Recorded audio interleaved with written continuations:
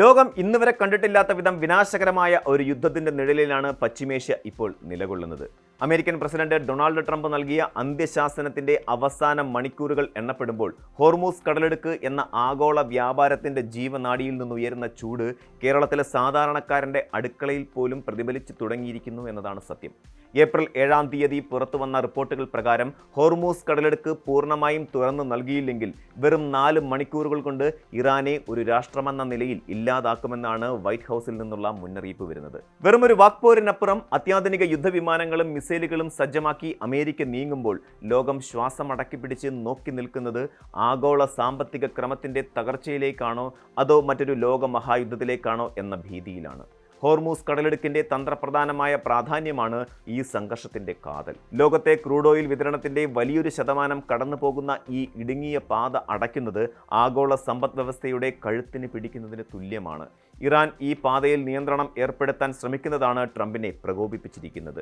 അമേരിക്കയുടെ ഭീഷണിയെ പ്രതിരോധിക്കാൻ ഇറാൻ സ്വീകരിക്കുന്നത് തികച്ചും വ്യത്യസ്തവും വികാരനിർഭരവുമായ ഒരു തന്ത്രമാണ്. തങ്ങളുടെ വൈദ്യുതി നിലയങ്ങളും പാലങ്ങളും തകർക്കുമെന്ന ഭീഷണിക്ക് മുന്നിൽ സാധാരണ ജനങ്ങളെ മുൻനിർത്തിയുള്ള ഒരു മനുഷ്യ കവചം തീർക്കാനാണ് ഇറാന്റെ നീക്കം. കായിക താരങ്ങളും കലാകാരന്മാരും യുവാക്കളും ഉൾപ്പെടെയുള്ള 10,000-കണക്കിന് ആളുകൾ വൈദ്യുതി നിലയങ്ങൾക്ക് ചുറ്റും കൈകോർത്ത് നിൽക്കണമെന്ന ഇറാന്റെ ആഹ്വാനം ലോക മനസാക്ഷിയെ ഉണർത്താനുള്ള ശ്രമമാണ്. സിവിൽ അടിസ്ഥാന സൗകര്യങ്ങൾ ആക്രമിക്കുന്നത് യുദ്ധക്കുറ്റമാണെന്ന് ലോകത്തോട് വിളിച്ചു പറയാൻ ഈ മനുഷ്യ ചങ്ങലയിലൂടെ ഇറാൻ ശ്രമിക്കുന്നു.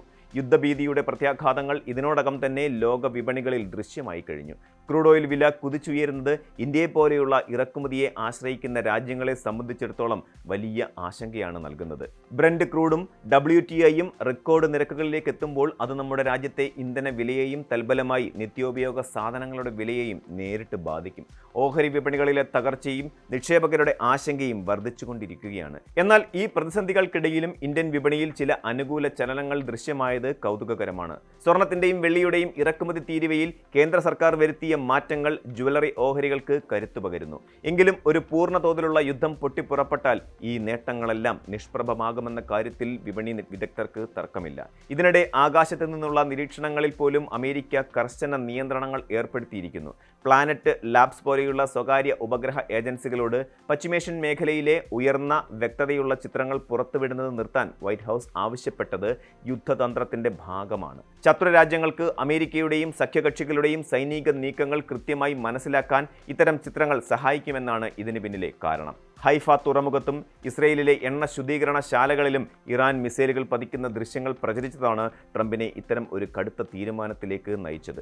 വിവര സാങ്കേതിക വിദ്യയുടെ കാലത്ത് വിവരങ്ങൾ മറച്ചുവെച്ചുകൊണ്ട് യുദ്ധം ജയിക്കാനുള്ള അമേരിക്കയുടെ ഈ നീക്കം ആധുനിക യുദ്ധതന്ത്രങ്ങളിലെ മാറ്റമാണ് സൂചിപ്പിക്കുന്നത്. യുദ്ധകളങ്ങളിലെ സാഹസികതയുടെയും നഷ്ടങ്ങളുടെയും കണക്കുകളും ഇതിനോടകം പുറത്തു വരുന്നുണ്ട്. ഇറാന്റെ ഉള്ളിൽ തകർന്നു വീണ അമേരിക്കൻ യുദ്ധവിമാനത്തിലെ പൈലറ്റിനെ രക്ഷിക്കാൻ നടത്തിയ മിന്നൽ ഓപ്പറേഷൻ ഒരു ഹോളിവുഡ് സിനിമയെ അനുസ്മരിപ്പിക്കുന്നതായിരുന്നു. അതീവ സുരക്ഷയുള്ള ഇറാന്റെ അതിർത്തിക്കുള്ളിൽ കടന്ന് ദുർഘടമായ മലനിരകൾ താണ്ടി സ്വന്തം പൈലറ്റിനെ മോചിപ്പിക്കാൻ അമേരിക്കൻ കമാൻഡോകൾക്ക് സാധിച്ചു.